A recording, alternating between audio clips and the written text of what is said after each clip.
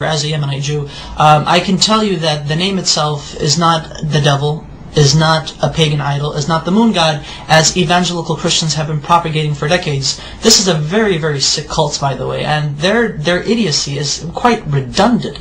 I mean, I can't even imagine if people would actually teach themselves these things and flatter themselves with these things, and at the same time claim to support Israel, when in actuality in Israel we say Allah, we say Yallah, we say these terms, these phrases are understandable to our understanding, that they are not in any way, shape or form to what they say, to what evangelical Christians say is basically the devil. No, we understand what the name Allah means, what it signifies. Take the dictionary of the Hebrew language. I take the dictionary and I actually took the name of God, which is, through etymology, is the three letters Aleph, Lamed, Veh.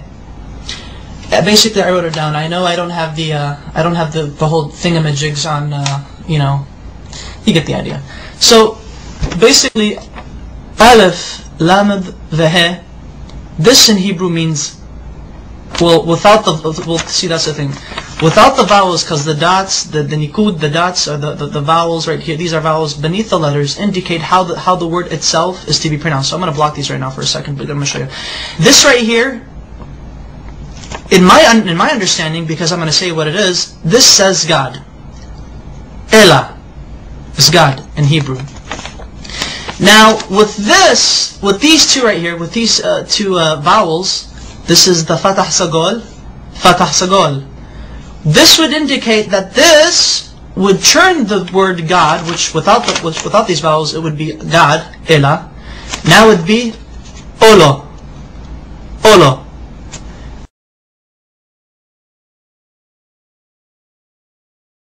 Olo means a curse, an oath, or a covenant.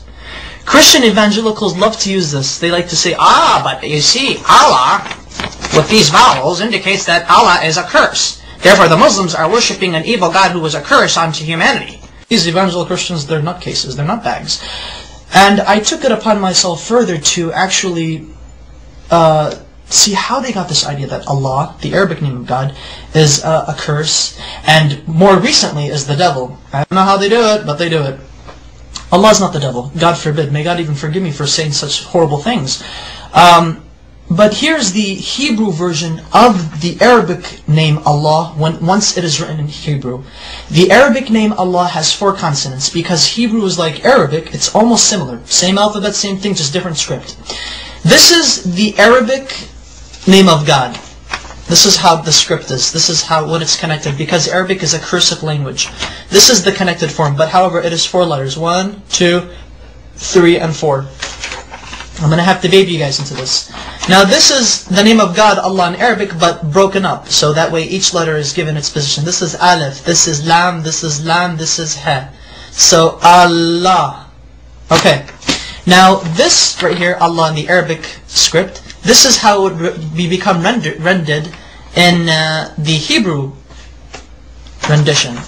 That way, Allah in Hebrew would be Aleph, Lamed, Lamed, He. Okay. Now, how do we get this? Which this right here is, this basically means cursed. And the only reason why this means is cursed because of these 2 vowels. There are 7 letters in the Hebrew language that look like this, that have these 3 consonants. There are 7 Hebrew words in the Hebrew language that have these 3 consonants, and they're both the same. How do Hebrew-speaking Jewish people or non-Jewish people know? How do they differentiate? How do they know when a curse means a curse and God means God? Because this right here, without the vowels, this literally means God. This right now I'm just God. This says Elah, Elah. Now with the vowels, it means Olo, which means a curse. Look at this right here. I'm actually going to write down the proper Hebrew name of God with the correct pronunciation. This is how we know. This is how we could tell when God is God and when the letter represents, or when the word is God, or when the word means curse. Okay. There we go. Notice the symbol, notice the vowels. This becomes A, and this dot right here, the holom, it becomes Alo. Alo. Olo and Alo. Olo. Allah. Can you see the difference? This right here, though they have the exact same letters, Exact same letters. Everything is rendered the same thing. However, the use of vowels in the Hebrew language allows us to make distinctions between the understandings of what the words mean, what they imply.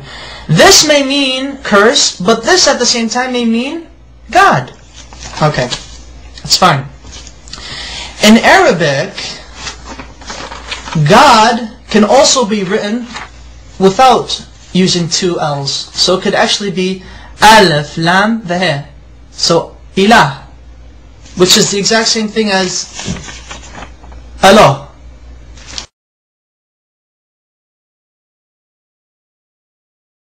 Their understanding of how they approach God is exquisitely the same. We do not share the system of belief with Christians that they and us worship the same God. No, we do not. So help me God. But Christian evangelicals do not worship the God of Israel. They do not worship the Islamic perspective of God.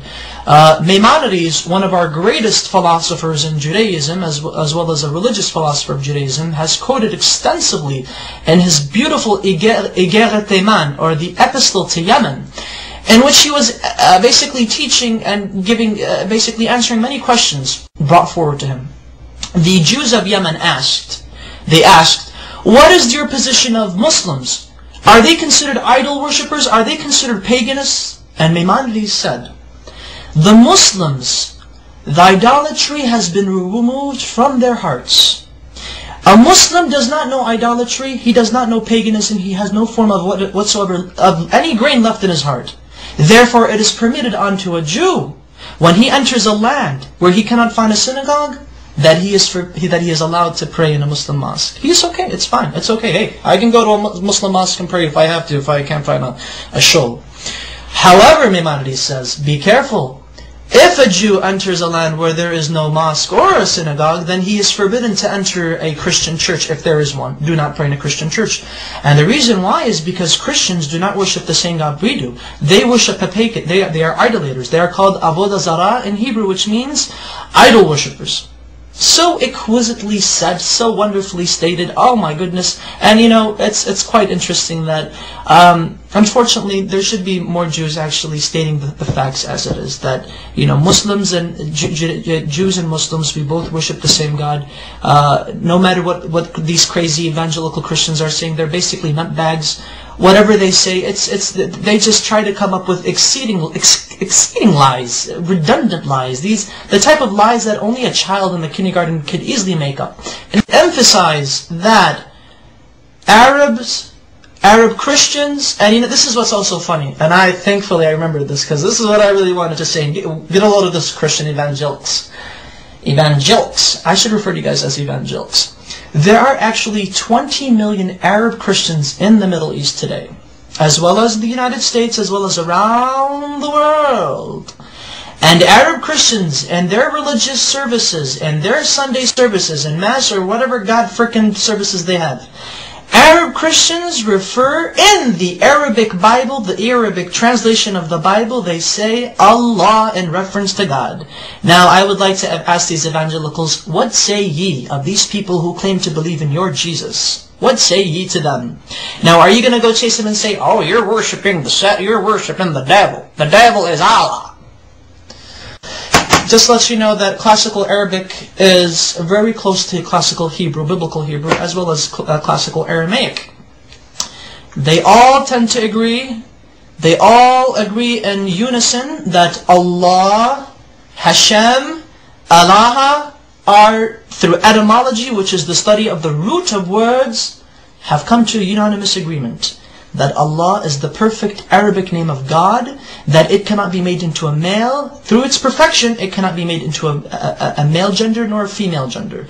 Rather, it is a neutral personification, not personification, but rather a neutral attribute to God. Such wonderful history.